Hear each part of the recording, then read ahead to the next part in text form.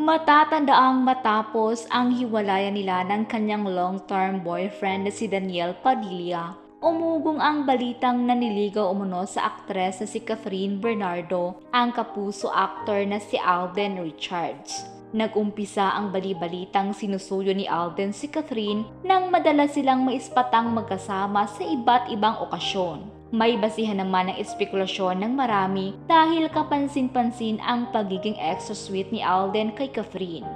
Ilang beses din silang nakunang sobrang close at komportable sa isa't isa. Ngunit talagang mahigpit ang kompetisyon para lamang makuha ang matamis na oo ni Catherine. Ito'y dahil hindi lang proyekto ang nakapila umano ngayon kay Catherine kundi mga manliligaw din. Sa katunayan, binasid umano ni Catherine ang naniligaw sa kanyang gwapong aktor. Marami nga ang naintriga kung dahil ba ito sa porsigidong maniligaw ni Catherine na non-showbiz umano. Ayon sa ulat ng entertainment writer na si Gory Rula ng PFP, isang very reliable source umano ang nagkumpirma sa kanila na may porsigidong maniligaw si Catherine ngayon na hindi taga-showbiz. Kwento pa raw ng source, maging ang pamilya ni Catherine ay sinusuyo rin umano ng non-showbiz suitor niya.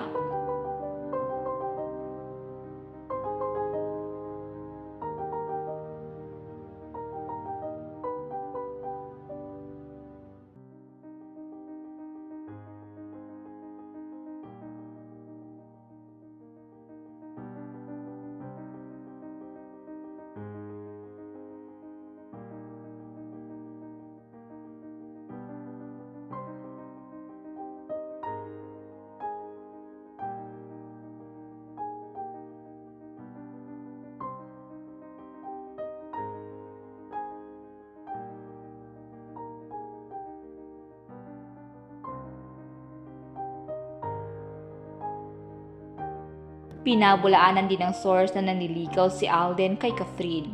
Para sa promotion lamang daw talaga ng sequel ng kanilang pelikula na Hello Love Goodbye ang pagpapaswiti ni Catherine at Alden sa publiko.